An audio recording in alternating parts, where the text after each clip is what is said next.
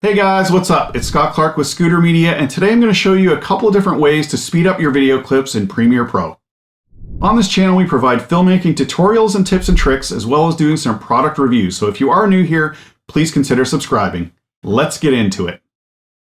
For this example, I've dragged a couple of video clips onto the timeline, and I'm just going to right-click on the first clip and go to Speed/Duration, or use the keyboard shortcut Control-R on a PC or Command-R on a Mac.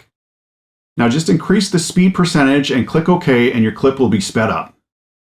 One thing you'll notice though is that the sped up clip is now shorter and there's a gap between the two clips.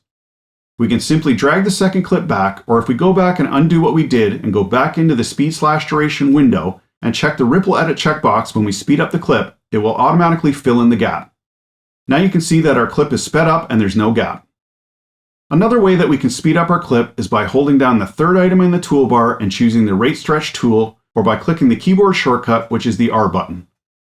With the Rate Stretch tool selected, you can go to the end of the clip and drag it backwards to speed it up. You can now see that the clip is sped up. I hope this little video helps with speeding up clips in Premiere Pro, and if you guys found value in this video, please give it a thumbs up, and if you haven't already, please think about subscribing. Thanks for watching today's video, I appreciate it, and I'll see you in the next one.